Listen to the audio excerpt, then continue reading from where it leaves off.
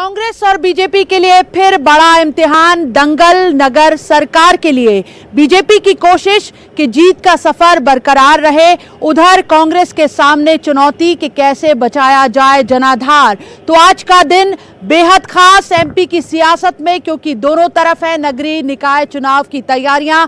कांग्रेस मुख्यालय में इस वक्त नगरीय निकाय चुनाव की रणनीति बनाने के लिए अहम बैठक चल रही है। दूसरी तरफ कांग्रेस के प्रदेश प्रभारी मुकुल वासनिक आदिवासी जिलों के दौरे पर हैं। उधर बीजेपी मुख्यालय में आज शाम 4 बजे नगरीय निकाय चुनाव संचालन समिति की बैठक बुलाई गई है, जिसे सीएम शिवराज सिंह चौहान और प्रदेश अध्यक्ष वीडी शर्मा संबोधित करेंगे। तो आज दोपहर की बड़ी बहस का बड़ा सवाल यही कि नगर सरकार के लिए कहां कितनी है तैयारी। पहले ये रिपोर्ट देखिए, फिर खास पैनल के साथ चर्चा को आगे बढ़ाएंगे। 16 नगर निगम, 99 नगर पालिका और 292 नगर परिषद में होने जा रहे चुनाव के लिए बीजेपी और कांग्रेस अब एक्शन मोड में आ गई हैं। आज का दिन इस लिहाज से बेहद अहम है। बीजेपी मुख्यालय में आज शाम 4 बजे निकाय चुनाव संचालन समिति की पहली बैठक है। बैठक में सीएम शिवराज और प्रदेश अध्यक्ष वीडी शर्मा खास तौर पर मौजूद रहेंगे। उधर कांग्रेस के प्रदेश प्रभारी मुकुल वासनिक नगरीय निकाय चुनाव के मद्देनजर ही आदिवासी जिलों के दौरे पर हैं। कांग्रेस की इस कवायद पर गृह मंत्री नरोत्तम मिश्रा ने तंज किया है और कहा है कि कांग्रेस आदिवासी को केवल वोट की तरह इस्तेमाल करती है। सर्वे पहले भी कराया था, टिकट देने के पहले लाखन सिंह जी ने बताया था ना, सब सर्वे धरे रह गए। तब सर्वे धरे रह गए तो अब सर्वे कहाँ से चल पड़ेंगे। अभी भी रखे ही रहेंगे। ये सर्वे है, ये चिट्ठियों के माध्यम से, ये ट्विटर के माध्यम से पार्टी चला रहे हैं। तो मुझे नहीं लगता है कुछ होगा। उधर कांग्रेस ने बीजेपी की नगरीय निकाय चुनाव के लिए बनाई संचालन समिति पर ही तंज किया है और कहा है कि इस समिति में भी सिंधिया समर्थकों को जगह नहीं दी गई। ये दाना डाल के चिड़िया उड़, यही काम चल रहा है।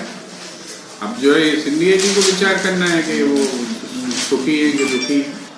ये दाना डाल के चिड़िया उड़, यही काम चल रहा है। अब जो है सिंधिया जी को विचार करना है कि वो सुखी है कि दुखी। उपचुनाव के बाद नगरीय निकाय के ये चुनाव कांग्रेस के लिए 2 साल बाद होने वाले विधानसभा चुनाव के पहले सबसे बड़े इम्तिहान है। ये चुनाव बताएंगे कि कांग्रेस का कितना जनाधार बाकी। उधर पिछले चुनाव में 16 नगर निगमों में कब्जा जमा चुकी बीजेपी की कोशिश की जीत का सिलसिला लगातार कायम रहे।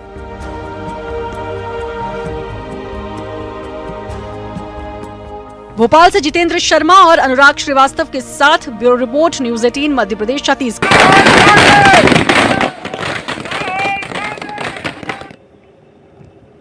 तो इस चर्चा में हमारे साथ जुड़े हैं दो बेहद खास मेहमान। जबलपुर से बीजेपी प्रवक्ता शशिकांत शुक्ला हमारे साथ जुड़े हुए हैं और ग्वालियर से हमारे साथ जुड़े हैं कांग्रेस प्रवक्ता राम पांडे जी। आप दोनों मेहमानों का बहुत बहुत स्वागत इस चर्चा में शामिल होने के लिए। सबसे पहले रुख करेंगे राम पांडे जी का। राम पांडे जी, 28 सीटों के उपचुनाव में पार्टी को जो हार मिली, उसके बाद नगरीय निकाय के ये जो चुनाव हैं, कार्यकर्ता का मनोबल बढ़ाने के लिहाज से भी और कांग्रेस के जनाधार को परखने के लिहाज से भी बेहद अहम हो जाते हैं। क्या यही वजह है कि प्रदेश प्रभारी मुकुल वासनिक लोकल लेवल के चुनाव में भी लगातार दौरे कर रहे हैं? आज आदिवासी जिलों के दौरे पर हैं वो। राम पांडे जी,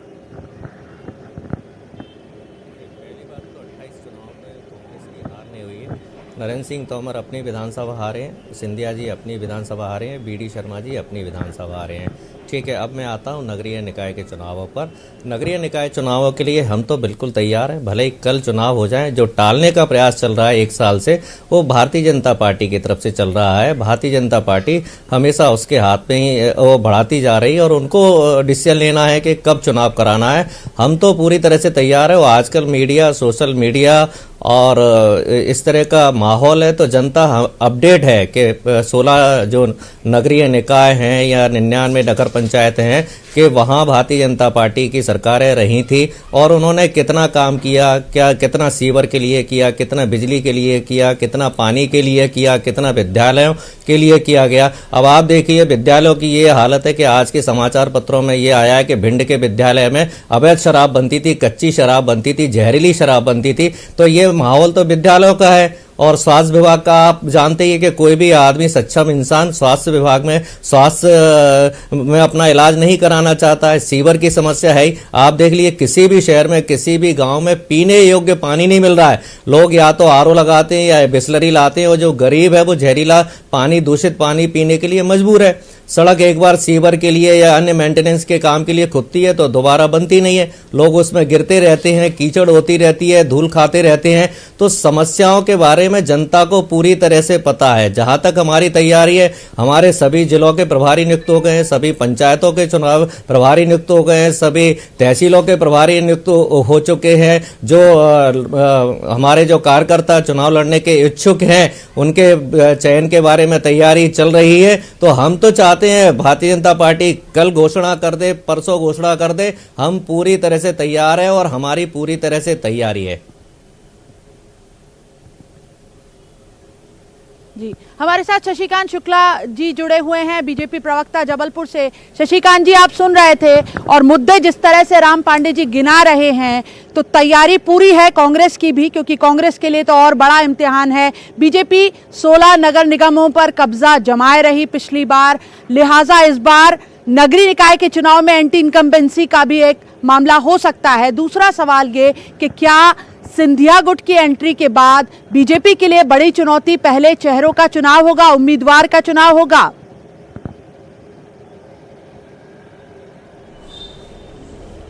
देखिए, हमारी भारतीय जनता पार्टी में किसी गुट का सवाल नहीं है, व्यक्ति का सवाल नहीं है। भाजपा के प्रति प्रत्येक कार्यकर्ता समर्पित है और भारतीय जनता पार्टी का कार्यकर्ता केवल भारतीय जनता पार्टी का कार्यकर्ता है। ये तो कांग्रेस की परंपरा, वहाँ व्यक्ति का समर्थक गुट ये सब कांग्रेस में चलता है, भाजपा में ऐसा नहीं है। अब हमारे मानी सिंधिया हमारे वरिष्ठ नेता हैं और उनके सभी कार्यकर्ता भाजपा के परिवार के अंग हैं, इसलिए इसमें कोई गुटबाजी का विषय नहीं है। दूसरी बात जो भी हमारे पांडे जी ने कही और आपने कहा कि 16 नगर निगमों में हमारा परचम बरकरार है, आगे भी बरकरार है, तो ये निश्चय है कि ये परचम बरकरार रहेगा। जबलपुर और सहित मध्य प्रदेश के जितने भी महानगर हैं, इनको सुव्यवस्थित बनाने का, पानी बिजली की व्यवस्था, सड़कों का चौड़ीकरण, लेफ्ट टर्न, गार्डन और बिजली पानी या जो भी व्यवस्था है, सीवरेज का प्रॉब्लम, ये सारी समस्याओं का निदान करने का काम, एक नई पहचान नगरों को देने का काम भारतीय जनता पार्टी की सरकार के कार्यकाल में हुआ, नहीं 15 वर्षों में हुआ। और 15 वर्ष भाजपा के और ये 1 साल 1.5 साल बीच के छोड़ दे, इसके पहले क्या स्वरूप था कस्बों का, नगरों का, मध्य प्रदेश की जनता अच्छे जानती है। हर महानगर की तस्वीर बदल गई, सब कुछ बदल गया। ये भाजपा के कार्यकाल की देन है। चाहे वो सारे समस्याओं का निदान का काम भाजपा के शासनकाल में हुआ है, ओवरब्रिज बनाने का काम हो, सड़कों के चौड़ीकरण का काम हो, बिजली पानी का काम हो, नगरों को महानगर का स्वरूप देने का काम भाजपा के काल में हुआ है। इसलिए जनता हमारे साथ खड़ी है, समर्थित भी है और हमें पूरा विश्वास है कि इन वर्षों में जो भाजपा ने काम किया है, मध्य प्रदेश के नगरों की तस्वीर और तस्वीर बदलने का काम किया है, इसके कारण से फिर भाजपा का परचम लहराया जाएगा और भाजपा की सुनिश्चित होगी। कांग्रेस के पास कहने को कुछ नहीं है। 1.5 बरस बीच में कांग्रेस को भी मिले, लेकिन ऐसा कोई काम महानगरों नगरों में कांग्रेस ने नहीं किया और उपचुनाव में जनता ने बताई दिया है कि कांग्रेस को स्वीकार करने वाली नहीं है। इसलिए आने वाले चुनाव में भी अनुराग श्रीवास्तव का जो इस वक्त पीसीसी मुख्यालय से हमारे साथ जुड़े हुए हैं। अनुराग, नगरीय निकाय चुनाव की तैयारियों को लेकर बेहद अहम दिन है आज मध्य प्रदेश में। कांग्रेस और बीजेपी दोनों तरफ बैठकों का दौर चल रहा है। मुकुल वासनिक दौरे पर आए हुए हैं, कांग्रेस के प्रदेश प्रभारी आदिवासी जिलों के दौरे पर निकले हैं। फिलहाल मैं आपसे जानना चाहती हूं कि एक तो कांग्रेस के लिए अगले विधानसभा चुनाव के पहले क्या ये नगरीय निकाय चुनाव एक तरीके से लिटमस टेस्ट है, और दूसरा जो इस वक्त बैठक चल रही है, क्या रणनीति बाहर निकल कर आ रही है, क्या खबर लग रही है आपको कि नगरीय निकाय के चुनाव में पार्टी की रणनीति क्या होगी, किस स्ट्रेटेजी पर चलेगी?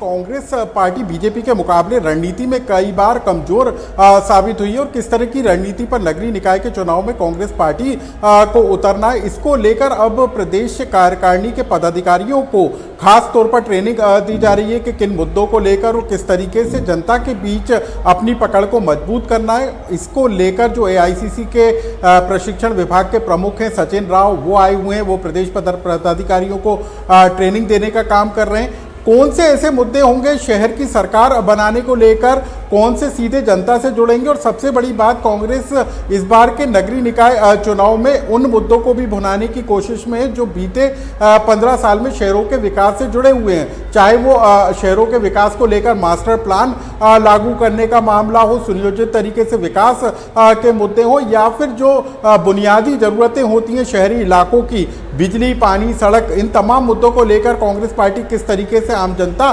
के बीच जा सकती है, उन बातों को लेकर आज प्रशिक्षण वर्ग में ट्रेनिंग दी जा रही है। और साथ ही कांग्रेस पार्टी की विचारधारा को किस तरीके से लोगों तक पहुंचाया जा सकता है, उन तमाम बातों की जानकारी भी आज के प्रशिक्षण वर्ग में दी जा रही है। लेकिन उसके अलावा प्रदेश में जिस तरीके से बीजेपी सत्ता में है और कांग्रेस विपक्ष में है, ऐसे में कांग्रेस का दोबारा नगरीय निकाय चुनाव में परचम फहराना काफी चुनौती भरा है, क्योंकि कांग्रेस बीते, यदि हम चुनाव की बात करें तो 16 नगर निगमों में बीजेपी का कब्जा था, इसके अलावा ज्यादातर नगरीय निकायों में भी बीजेपी का कब्जा था।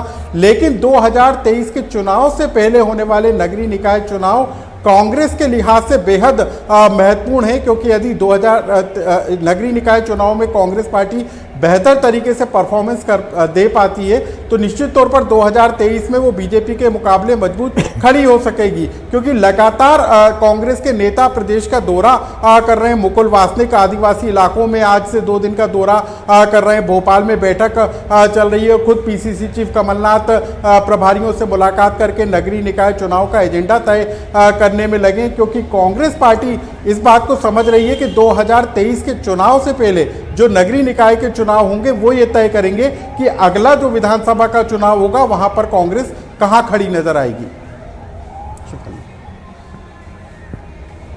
बिल्कुल अनुराग, एक सवाल ये भी है कि आज जिस तरह से मुकुल वासनिक आदिवासी जिलों के दौरे पर हैं, 2018 के चुनाव नतीजों पर अगर हम गौर करें तो 47 में से 31 सीटों पर कांग्रेस जीती थी, आदिवासी जो सीटें हैं वहां पर। क्या यही वजह है कि जो आदिवासी बेल्ट है जहां कांग्रेस को लग रहा है कि कंफर्टेबल पोजीशन है, वहां पहले जमीन मजबूत की जाए?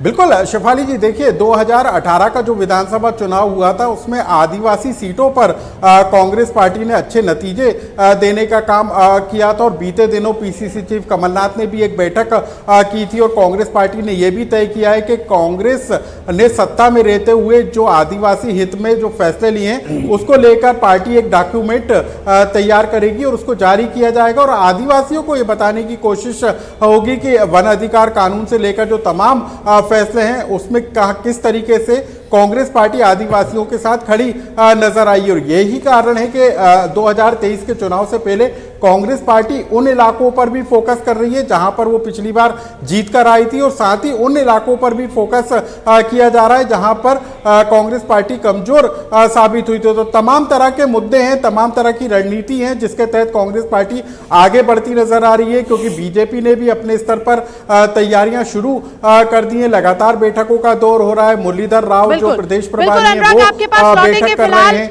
फिलहाल रुक करेंगे कांग्रेस प्रवक्ता राम पांडे जी का, ग्वालियर से हमारे साथ जुड़े हुए हैं। राम पांडे जी, एक बार फिर कोशिश कर रही है कांग्रेस कि कांग्रेस के हाथ को आदिवासी का साथ मिल जाए, लेकिन आज गृह मंत्री नरोत्तम मिश्रा ने यह आरोप लगाया है कि बिसाहूलाल सिंह जैसे आदिवासी नेताओं की अनदेखी हुई और अब आदिवासी ये समझ गया है कि कांग्रेस की नज़र में उसकी हैसियत केवल वोट बैंक की है, वो केवल छला जाता है कांग्रेस से। जी जी, नरोत्तम मिश्रा जी तो जो सरकार खरीद फरोख्त बनी है उसके अहम किरदार वही थे और उसी कारण उनको मंत्री पद मिला हुआ है, वरना आप देख लिए 40% जो मंत्री हैं वो सिंधिया समर्थक हैं। और अभी बीजेपी के प्रवक्ता बोल रहे थे कि हमारे यहाँ गुटबाजी नहीं है। 14 ऐसे विधायक मंत्री बनाए थे जो सिंधिया समर्थक थे, जो विधायक भी नहीं थे, इस्तीफा दे चुके थे। तो गुटबाजी तो सिंधिया जी के जाने के बाद अब इनके यहाँ चरम पर पहुँच चुकी है, चूँकि झूठ बोलने का काम इनका है तो ये झूठ बोलते हैं। दूसरा ये है कि जो भी नरोत्तम मिश्रा जी की भाषा हो या भारतीय जनता पार्टी के प्रवक्ताओं की भाषा हो, वो अहंकार घमंड से भरी हुई है और जनता इस बार इनके अहंकार और घमंड को दूर करेगी। आप ग्वालियर की ही मैं बात करता हूं कि यहाँ अभी नगर निगम कमिश्नर को हटाया गया। क्यों हटाया गया? कि जो सफाई कर्मी थी उसके सैलरी नहीं दे पा रहे थे। आज नगर निगम कर्मचारियों की तनख्वाहें नहीं दे पा रहे हैं, और जितनी भी जो सीवर की समस्या हो या पानी की हो या बिजली की समस्या हो, वो ये दूर नहीं कर पा रहे। और हमारे पास तो जो कमलनाथ जी सरकार ने अभी जो काम किए थे वो हैं ही। जनता को पता है कि 100 रुपये में 100 यूनिट हमने बिजली दी, मिलावटखोरों पर कार्रवाई की। ग्रामीण जनता को पता है कि हमने 27 लाख किसानों का कर्जा माफ किया। तो जनता को सब कुछ याद है। यदि कल चुनाव हो जाते हैं तब भी कांग्रेस की सब जगह चुनाव जीतेगी, कांग्रेस की जिला में सरकार बनेगी और पंचायतों में भी पांडे जी, मूल कांग्रेस सवाल जो जीतेगी। था, जो और गृह मंत्री जहां तक नरोत्तम मिश्रा अधिकार- आरोप लगा रहे जी। हैं, आदिवासी वोटर से छलावे का जो आरोप लगा रहे हैं, मैं चाहती थी उसका जवाब दें आप। जी, छलावा तो भारतीय जनता पार्टी करती है। 26,000 घोषणाएं कर चुके हैं हमारे वर्तमान मुख्यमंत्री। वो आदिवासियों के लिए भी किए और गैर आदिवासियों के लिए किए। 28 जो उपचुनाव थे वहां जो शिवराज जी ने जो घोषणाएं की थी, उस घोषणाओं पर कोई काम नहीं चल रहा है, वो सारे काम बंद है। तो शिवराज सिंह जी ने तो कोई वर्ग ऐसा नहीं छोड़ा है मुख्यमंत्री ने, भारतीय जनता पार्टी ने, जिसको धोखा नहीं दिया हो। 26,000 झूठी घोषणाओं में दलित, आदिवासी, पिछड़ा, सवर्ण, सारे जाति, सारे धर्म के लोग आ चुके हैं। और भारतीय जनता पार्टी झूठ फैलाने में, अफवाह फैलाने में एक्सपर्ट है। इनको टाइम भी इसलिए चाहिए, जिनको जब भी चुनाव की घोषणा होती है और इनको टाइम मिलता है तो उनकी यह ट्रेनिंग यही दी जाती है, किस तरह से झूठ फैलाना है, किस तरह से हब्बा फैलाना है, किस तरह से झूठी घोषणा करना है। और यही उनके चुनाव जीतने का इनके पास तरीका होता है। आरोप लगा रहे राम पांडे, जाहिर बात है नगरीय निकाय के चुनाव में भी आप मौजूदा शिवराज सरकार की उपलब्धियों को लेकर जाएंगे, लेकिन वो घोषणाओं को ही छलावा बता रहे हैं और अभी से स्ट्रेटेजी तैयार कर ली है कांग्रेस ने। देखिए, अब हमारे पांडे जी उसी बात को रिपीट कर रहे हैं जो कार्य कांग्रेस कर रही है, चाहे वो सर्जिकल स्ट्राइक से लेकर के सीए से लेकर किसान आंदोलन से लेकर के मध्य प्रदेश में भ्रम और झूठ का काम कांग्रेस करती है और उसको उल्टे आरोप के रूप में पांडे जी प्रस्तुत कर रहे हैं। वास्तविकता ये है कि मध्य प्रदेश में जिस ढंग से आदिवासी वोटों को साधने का काम कांग्रेस के नेता कर रहे हैं, केवल वोट बैंक समझा हुआ है आदिवासी बंधुओं के वोट को, नगर की सरकार ये में शुरू से इनकी नीति रही है। कहाँ आएंगे शशिकांत जी? शशिकांत जी, नगर के चुनाव में नहीं, ये भ्रम फैलाने की जो बात, जो भ्रम, नहीं, आप सही कह रही हैं, ये भ्रम फैलाने वाली जो बात कही उस सिलसिले में मैंने कहा कि ये इनका राष्ट्रीय स्तर से ये सिलसिला चला आ रहा है। वो आरोप हमारे पर झूठा भ्रम फैलाने का लगा रहे हैं पांडे जी, मैं ये कह रहा हूं। पर जहां तक नगर की बात है, वहां आप देख लें, नगरों को महानगर का स्वरूप देने का काम इन्हीं वर्षों में हुआ। और जहां तक हमारे आदिवासी बंधुओं की वोट को साधने का कांग्रेस जो काम कर रही है, तो आदिवासी सेपरेट मंत्रालय से लेके ग्रामों में सड़कों का जाल बिछाने का काम, कृषि के विस्तार का काम, ड्रेस साइकिल देने का काम, हमारे आदिवासी बंधुओं को इसका लाभ मिला है। प्रधानमंत्री सड़क आवास देने का काम हो, शौचालय देने का काम हो, बच्चों के एजुकेशन लोन देने का काम हो, रोजगार देने का काम हो, उसके लिए लोन देने का काम हो, ये सारा काम 70 साल में पहली बार भारतीय जनता पार्टी के शासनकाल में योजनाओं के माध्यम से, चाहे वो संबल योजना हो, कन्यादान योजना हो, लाडली लक्ष्मी योजनाओं के माध्यम से हमारे आदिवासी को मिला है। इसके पहले कांग्रेस के कार्यकाल में सिवाय वोट लेने के, वोट बैंक की राजनीति के अलावा हमारे आदिवासी बंधुओं को ये विकास के कोई भी काम कभी धरातल पर, उनके ग्रामीण या कस्बाई स्थल पर, शहरी स्तर पर नहीं पहुंचे। और निश्चित हमारे आदिवासी बंधु इस बात को समझते हैं। ये बात अलग है कि भ्रम फैलाकर कुछ सीटें विधानसभा में जीत गए हो, लेकिन हमारा ये पूरा मध्य प्रदेश का सभी वर्ग, सभी जाति, सभी धर्म के लोग इस बात को जानते हैं कि मध्य प्रदेश का विकास, महानगरों का विकास, ग्रामों का विकास भारतीय जनता पार्टी के शासन में ही सुनिश्चित है और वो जनता हमारे साथ है। उपचुनाव में भी कांग्रेस को बता दिया, ये झूठे आरोप जो खरीद फरोख्त की बात करते रहे वो जनता ने सील लगा दी, वो सब खारिज हो गया। और जनता ने कह दिया कि मध्य प्रदेश को बचाने के लिए ये विधायक आए थे और मध्य प्रदेश को विनाश से बचाने के लिए कांग्रेस सरकार को गिराया। वो श्रीवास्तव का अनुराग, ये चर्चा भी फिर निकल कर आ रही है कि कांग्रेस उम्मीदवार के चयन में फिर सर्वे को आधार बना सकती है। हालांकि पिछले दिनों लाखन सिंह ने ही, पार्टी के ही पूर्व मंत्री ने उस पर सवाल उठाया था। कितनी हकीकत है ये? क्या वाकई सर्वे का जोखिम उठा सकती है कांग्रेस नगरीय निकाय चुनाव में? देखिए शेफाली जी, 2020 का जो उपचुनाव हुआ था उसमें भी कांग्रेस पार्टी सर्वे के आधार पर ही उपचुनाव में उतरी थी और उस सर्वे को लेकर कई तरह के सवाल उठे थे। लाखन सिंह यादव हो पूर्व मंत्री, उन्होंने इस को लेकर सवाल उठाए थे। डॉक्टर गोविंद सिंह ने पार्टी के सर्वे को लेकर सवाल उठाए थे और अब जो खबरें निकल कर आ रही हैं वो इस बात को लेकर है कि कांग्रेस पार्टी अब सर्वे से ज्यादा स्थानीय स्तर पर जो पदाधिकारी फीडबैक देंगे उसको आधार बनाने की तैयारी में जुटी है, क्योंकि प्रभारी, सह प्रभारी और जिला स्तर पर समितियों का गठन किया गया है जो कि स्थानीय स्तर पर उम्मीदवारों का चयन करेंगी और उसी के आधार पर टिकट का वितरण हो जाएगा। तो इस बार जिस सर्वे को लेकर पार्टी के अंदर ही सवाल उठ रहे थे उस सर्वे से बचती हुई कांग्रेस पार्टी जरूर नजर आ रही है, लेकिन ये जो समितियों का गठन किया गया है उसमें कितनी पारदर्शिता बरती जाती है, पार्टी नेताओं की सिफारिश पर उम्मीदवारों का चयन होता है या फिर समितियों की अनुशंसा पर उम्मीदवारों का चयन होता है, ये देखने वाली बात होगी। बिल्कुल, राम पांडे जी हमारे साथ जुड़े हुए हैं। राम पांडे जी, सबसे बड़ी चुनौती आपके यहाँ भी यही है कि चेहरों का चुनाव किस तरह से होता है। पिछली बार इतने सर्वे किए गए और नतीजे जो आए उन्होंने बता दिया कि कांग्रेस ने जो सर्वे को आधार बनाया वो कितना बड़ा जोखिम रहा, जबकि पार्टी के ही जो नेता हैं वो इस पर सवाल उठा रहे थे। राम पांडे जी, परिणाम कुछ भी रहा हो लेकिन जनता की जो पसंद है उसको महत्व दिया जाना चाहिए। सर्वे का मतलब होता है कि जनता सबसे ज़्यादा किसको पसंद करती है और हमारी प्राथमिकता जनता है। और ये जो पंचायती राज कानून है, जो जनता को अधिकार देने का कानून है, वो हमारी सरकार ने ही लागू किया था। 50% महिलाओं को जो आरक्षण दिया गया है वह भी हमारी सरकार ने ही किया था।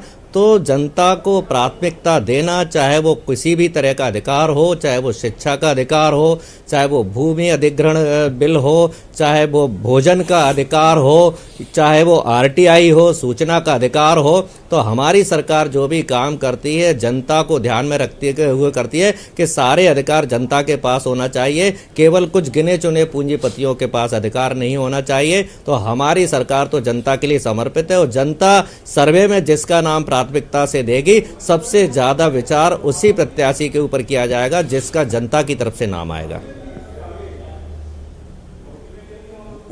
बिल्कुल, हमारे साथ शशिकांत शुक्ला जी जुड़े हुए हैं। शुक्ला जी, जो नगरीय निकाय चुनाव की संचालन समिति बनी है, पहला सवाल सिंधिया समर्थकों की उसमें भी अनदेखी हुई है। दूसरा सवाल ये कि महाकौशल से जिस तरह से अजय विश्नोई की नाराजगी सामने आती रही कि मंत्रिमंडल में महाकौशल को किनारे किया जाता रहा है, क्या यही वजह है कि जो संचालन समिति बनी है उसमें महाकौशल को भरपूर जगह दी गई है? क्या कंपनसेट किया गया है?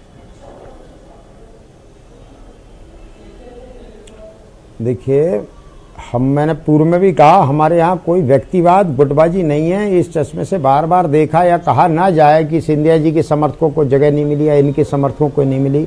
सभी भाजपा के समर्थक हैं, सभी भाजपा के कार्यकर्ता हैं और भारतीय जनता पार्टी अपने हिसाब से सभी क्षेत्रों को प्रतिनिधित्व देती है। सरकार में कभी किसी क्षेत्र का प्रतिनिधित्व ज़्यादा हो जाता है, कभी किसी क्षेत्र का प्रतिनिधित्व कम हो जाता है, लेकिन इसका ये मतलब नहीं हम सत्ता के सच्चे विकेंद्रीकरण को लेकर चलने वाले लोग हैं।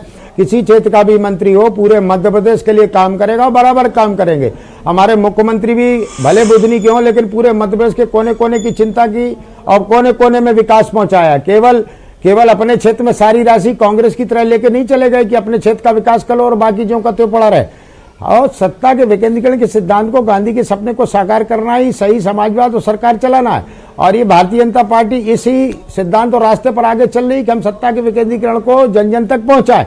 मंत्री तो आखिर गिने चुने रहेंगे, हर जिले से मंत्री नहीं बनाया जा सकता, लेकिन सभी जिलों की चिंता बराबर रूप से करें। मंत्री कहीं का हो, पूरे मध्य प्रदेश की जनता को अपना क्षेत्र, अपनी जनता मानकर विकास। शुक्ला जी आपका, राम पांडे जी और मेरे सहयोगी अनुराग श्रीवास्तव, आप तीनों का बहुत बहुत शुक्रिया इस चर्चा में शामिल होने के लिए। फिलहाल राजनीतिक दलों के सामने चुनौती यही कि उम्मीदवारों का चयन कैसे हो, रणनीति किस तरह बनाई जाए और जो जनता है, शहर की जो जनता है, वो फिर एक बार इंतज़ार किए है कि इस बार जो नगरीय निकाय के चुनाव होंगे उसके बाद उसकी जो छोटी छोटी दिक्कतें हैं, सीवेज की दिक्कत है, सड़कों की दिक्कत है, गड्ढों की, पानी की दिक्कत है, वो तस्वीर बदल जाएगी। तो आज की इस पेशकश में इतना ही। आप देखते रहिए न्यूज़ 18 मध्य प्रदेश छत्तीसगढ़।